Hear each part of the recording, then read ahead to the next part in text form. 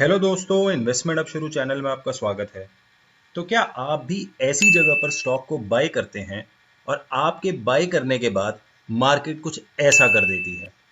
यानी कि आपको तो लगता है कि ब्रेकआउट हो गया है और आपने ट्रेड में एंट्री की और ठीक उसी समय मार्केट का मूड बदल जाता है और प्राइस में रिवर्सल हो जाता है। तो आपको आज की इस वीडियो में ये पता चलेगा कि ये एक असली ब्रेकआउट नहीं है। और अगर आप जानना चाहते हैं कि असली ब्रेकआउट क्या होता है, तो आज हम इसे दो नजरिए, दो पर्सपेक्टिव से जानेंगे। पहला है ट्रेडिंग साइकोलॉजी और दूसरा है स्टॉक मार्केट के ऑर्डर्स। तो इस वाली वीडियो को बहुत ध्यान से देखिए। आगे बढ़ने से पहले एक डिस्क्लेमर कि मैं सेबी रजिस्टर्ड फाइनेंशियल एडवाइजर नहीं हूं और ये वीडियो केवल एजुकेशनल पर्पसेस के लिए है। तो पहले हम इस कंसेप्ट को समझते हैं साइकोलॉजी के पॉइंट ऑफ व्यू से। तो इसके लिए हमें स्टॉक मार्केट का एग्जाम्पल लेने की जरूरत नहीं है, क्योंकि हमारी साइकोलॉजी किसी भी चीज को बाय या सेल करने में एक ही जैसी होती है, चाहे आप कोई सामान खरीद रहे हो या आप कोई स्टॉक खरीद रहे हो। तो मान लीजिए कि आप एक मोबाइल फोन खरीदना चाहते हैं जिसका एमआरपी है 25,000 रुपये, 25,000 रुपीज।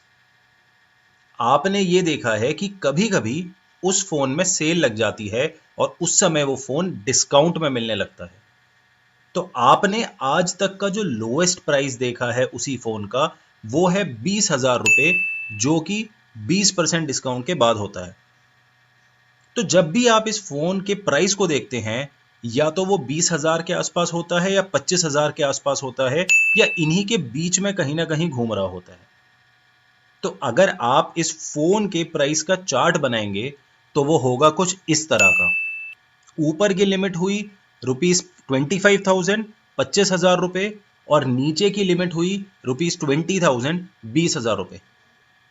अब अगर मान लीजिए कि एक दिन आप देखते हैं कि ये फोन 26,000 रुपये का मिल रहा है 25,000 के एमआरपी की जगह, तो आपको कैसा लगेगा?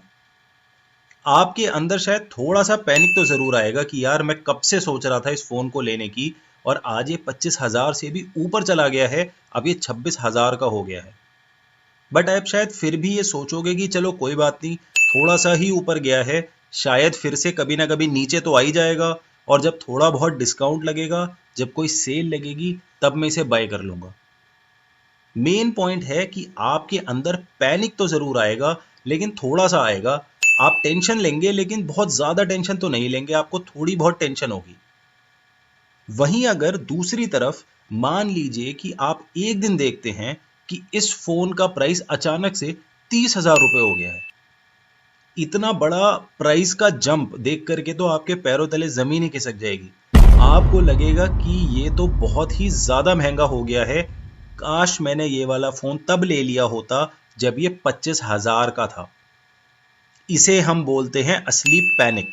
यानी कि यहां पर आपको ऐसा लगेगा कि मेरे हाथ से मौका निकल गया है, जो शायद आपको तब नहीं लग रहा था जब फोन का प्राइस 25 से बढ़कर 26,000 हुआ था।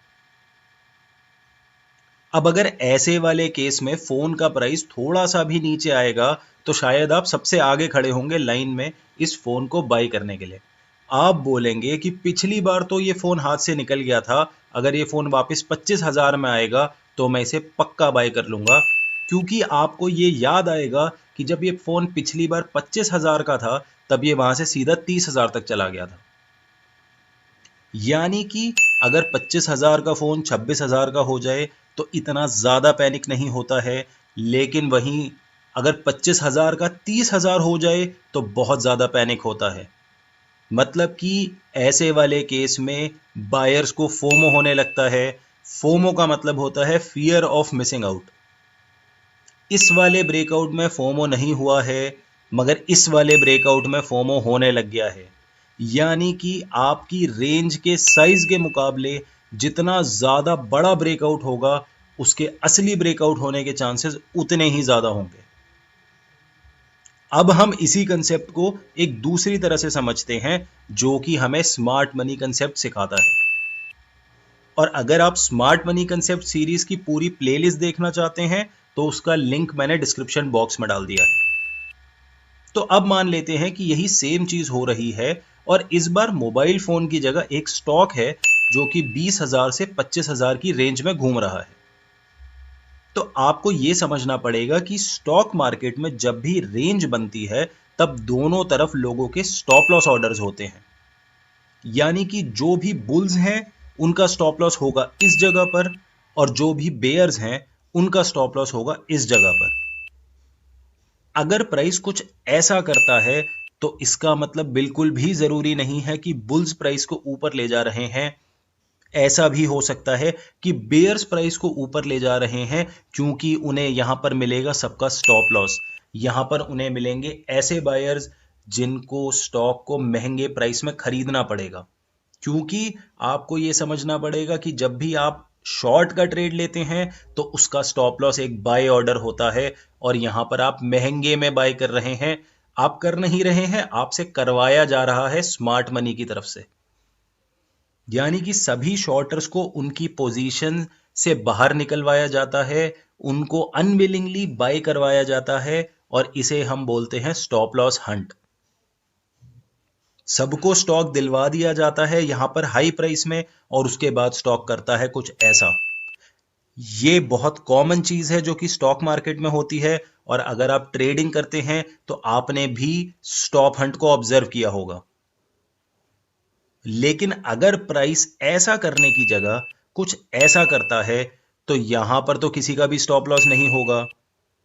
अगर प्राइस इतने ऊपर तक गया है तो उसका चांस एक असली ब्रेकआउट होने का काफी ज्यादा होता है, क्योंकि इतना ऊपर तो कोई भी बेयर स्टॉप लॉस नहीं लगाएगा। तो ऐसे वाले केस में इसकी संभावना कम हो जाती है कि ये स्टॉप हंट है, इसकी संभावना ज्यादा हो जाती है कि ये एक असली ब्रेकआउट है। तो हमें यह समझना पड़ेगा कि असली ब्रेकआउट होने के लिए एक सिंपल सी चीज होनी चाहिए, जो कि है प्राइस की रेंज के मुकाबले जो ब्रेकआउट है वो काफी बड़ा होना चाहिए। क्योंकि इससे दो चीजें होती हैं। सबसे पहला कि सभी ट्रेडर्स फोमो में आ जाते हैं, और जितने ट्रेडर शॉर्टर्स भी होते हैं वो बायर्स बन जाते हैं कि कहीं स्टॉक और ज्यादा ऊपर ना चला जाए। वहीं दूसरी तरफ इस वाले ब्रेकआउट का स्टॉप हंट होने का चांस बहुत कम हो जाता है, और ये एक असली मूव होने की प्रोबेबिलिटी बढ़ जाती है। यानी कि बुल्स मार्केट को ऊपर ले जा रहे हैं, इसका चांस ज्यादा बढ़ जाता है। बियर्स मार्केट को ऊपर ले जा रहे हैं स्टॉप हंट करवा के नीचे लाने के लिए, इसका चांस कम हो जाता है। इससे आपके सक्सेसफुल होने की प्रोबेबिलिटी बढ़ जाती है ब्रेकआउट ट्रेडिंग में। अगर आपको इस वीडियो में कुछ नया सीखने को मिला हो और आपको एक अलग नजरिए से ब्रेकआउट के बारे में समझ में आया हो, जो शायद आपने पहले कभी सुना या पढ़ा ना हो, तो प्लीज नीचे कमेंट करके जरूर बताइए। तो चलिए, आज की वीडियो में सिर्फ इतना ही। अगर वीडियो अच्छी लगी हो तो लाइक कीजिए, नहीं अच्छी लगी तो डिसलाइक कीजिए, ज्यादा ही अच्छी लगी है तो सब्सक्राइब कर दीजिए। Thank you everyone, thanks for watching. फिर मिलेंगे।